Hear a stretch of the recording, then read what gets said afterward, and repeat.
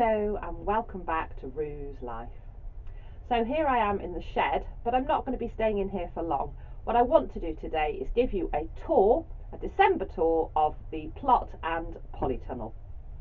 There's not a huge amount been happening since I last showed you around, but there's a few bits and bobs going on. So let's go and have a look around.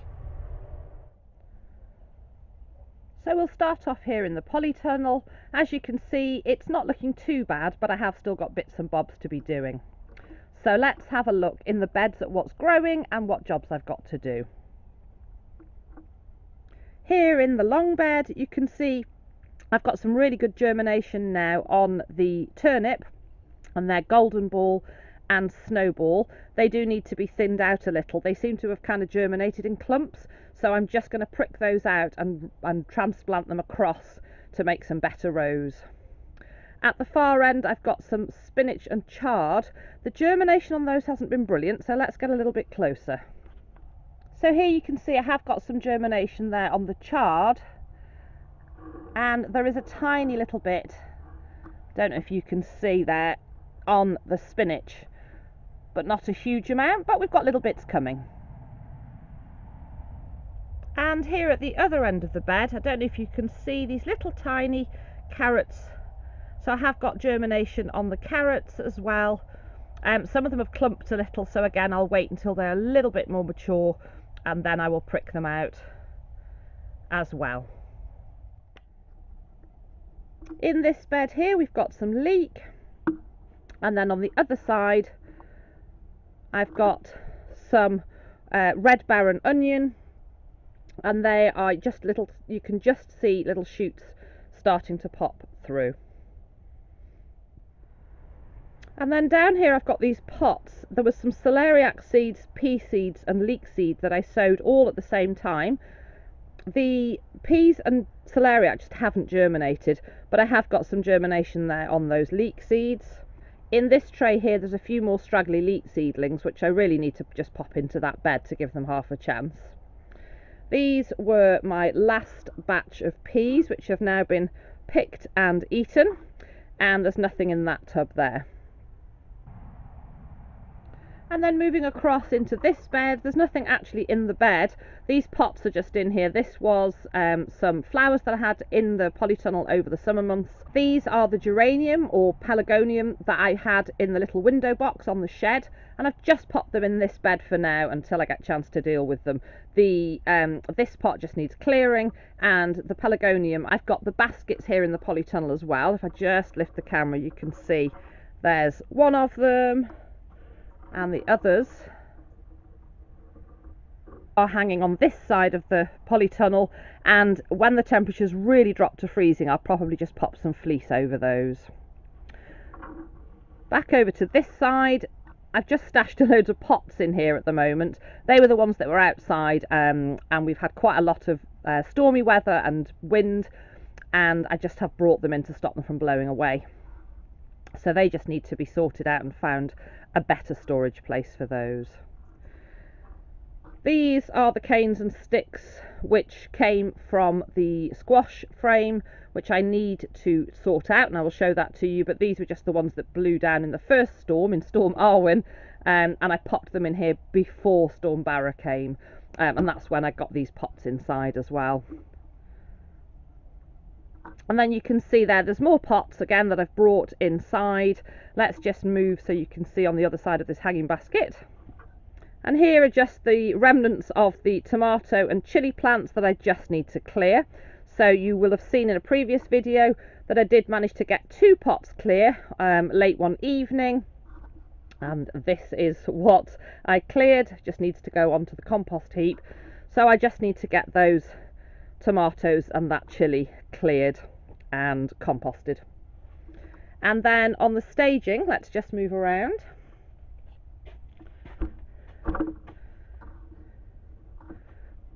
This little bunch of stragglers are just plants that kind of got left over and have been sitting outside on my potting bench, and I just brought them all in before the storms. So we've got, I think this is an all the year round cauliflower. These are some purple sprouting broccoli. We've got a few of these cranesbill that my sister gave to me. I think there's 3 pots of those, and I think this might be, I'm not sure what that is. That's something. I need to decide. Whatever it is, I think it's probably dead.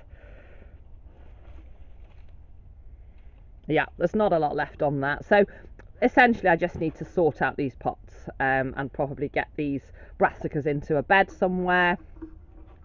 In this little basket here are a few straggly onions that I pulled up when I was weeding one of the beds. So really I could do with just cleaning those and chopping them up and popping them in a casserole. I have been wreath making, so we've got the remnants of making wreaths here. And I just need to, very unlike me, normally I tidy as I go, but I've just been so busy of late, so I just need to sort out the leftovers. I may use them rather than waste them to make another wreath, but they just need essentially tidying and putting away. And then underneath this trug, let's just move it, that's just the remains of the basil, which I just need to chop and compost.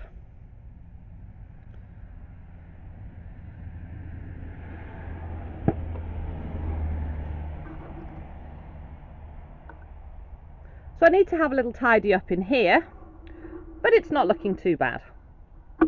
We haven't yet closed up and battened that door, which is what we normally do. The temperatures haven't dropped below freezing much. We've had a couple of frosts, but it's not been too bad. And today it's about 6 degrees in here and about 5 degrees outside. And I don't know if you can just see through the door there, we've got a little bit of a morning mist. It's about 8:30 this morning.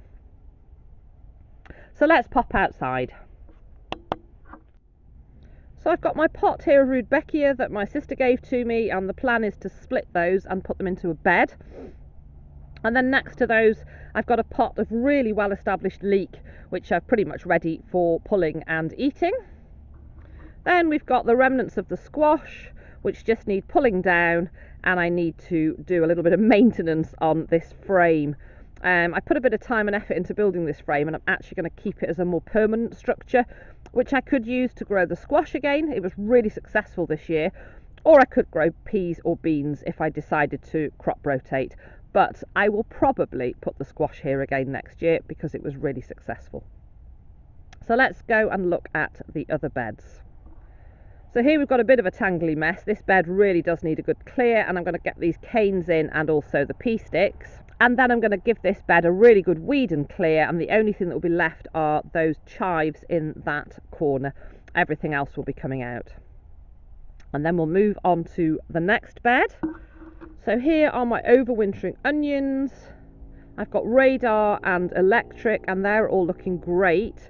There's one really long, tall scraggler in the middle of that batch, but I actually think that's one that was missed on harvest, one of those little ones that kind of sits and does nothing and has now suddenly decided to grow, rather than one of these that I've popped in. These were the sets that went in a while ago.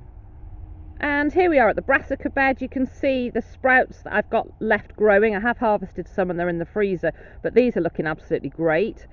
Some real whoppers on this one. Everything got a little bit flattened in the storms, but I'm still picking some of the kale. The chickens are enjoying some of it, and we're enjoying some as well. And then at the end there, that purple sprouting broccoli is completely flattened, but it's still growing and we're still picking little bits off it. So at some point I will get the rest of those brassicas in and give this bed a good clear and weed. And then the fruit bed. So the strawberries, it just needs a bit of a weed really, and I was contemplating popping some straw around those, but I'm in two minds, because although it does make a really good mulch, I do find it can attract slugs.